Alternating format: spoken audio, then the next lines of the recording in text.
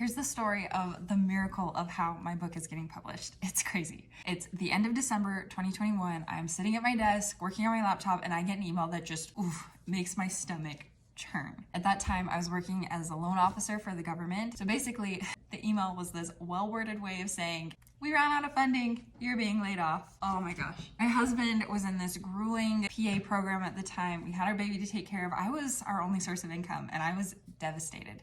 Also, it was my birthday. Okay, like it was such a bad day. So I'm like eating this chocolate cake, crying. And I had this epiphany that me being laid off was actually an answer to my prayer. I know, let me explain. Some of you who followed me from the beginning will know this. A few months before that, my grandma had passed away in a boating accident. I just learned in a hard way of how unpredictable life can be and how important it is to make the most of the time you have with your family. So I felt called, just called to start this blog, Huckleberry Homestyle, as a way to help families strengthen their relationships and connect. Here's the thing, starting a food blog is really time consuming. And I was a full-time mom and I was working full-time. I could not juggle all three. And so I was praying and just talking to God like, look, I feel called to this, but I can't do it all. What should I do? I didn't feel like I was getting an answer, so I just made a decision. I said, okay, Heavenly Father, I'm gonna put the blog on the back burner. I'm gonna focus on being a mom, focus on work, and then in a year or two, I'll pick it up again. But then I said, if that's wrong, please stop me. Well, a week later, I got laid off. I felt pretty stopped. So I took that as my answer. Full speed ahead with the blog. I knew that I needed to create a product or service to sell with the blog. So I wrote this children's cookbook. It's a children's cookbook, but each recipe had a scrapbook page. So you could make the recipe with your kids and then take cute pictures, write your notes, have this cute way to preserve the memory as well. I had this awesome marketing plan. I was gonna work with these influencers and pay them a commission. They'd have their large followings to sell the book to. It was gonna be perfect. Oh my goodness. Everything was falling through in these weird fluky ways, like problems with the links, people forgetting to send the links. And so they'd do this great content, but then people would have nowhere to go to buy the book. And so at that point, I was just so frustrated. And I just, again, prayed. I was like, okay, God, if this was the right thing to do, why are things failing so spectacularly? I prayed, I started working on the blog, got lost in this Google rabbit hole. I found myself on the landing page for Shadow Mountain, a publishing company who I really like. They publish Fablehaven. If you know that book, they're really family friendly.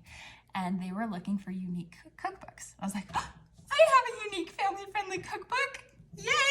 And so I was looking about how to submit it.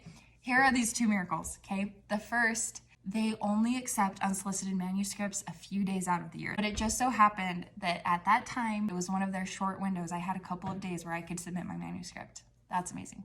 The other cool miracle was that they wouldn't accept any previously self-published works. So if things had been successful with the influencers, I wouldn't have been able to submit my manuscript. Now here's another tender mercy. I was feeling so nervous because they said it would take 3 to 4 months to get back with me. And that felt like such a long time to go with no sales. I was praying again and I was like, oh, okay, Heavenly Father, I feel like you're drawing me to this, but I'm scared. I don't know how to make this work. That's a long time to wait. Kid you not, it was like an hour after I prayed. I got this message from this company that I love and like, Maria, we love your content. We'd love to pay you to create content for us. I mean, it was not Bruco Books or anything, but it was this little way. It felt like this little message from heaven saying, hey, I've got you.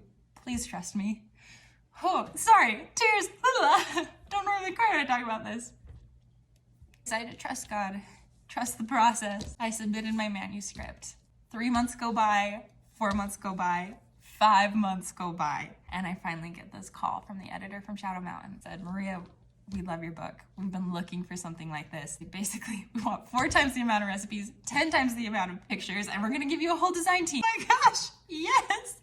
Getting laid off sucked. Having my whole marketing plan sucked. Going months and months without sales and income, that was terrifying.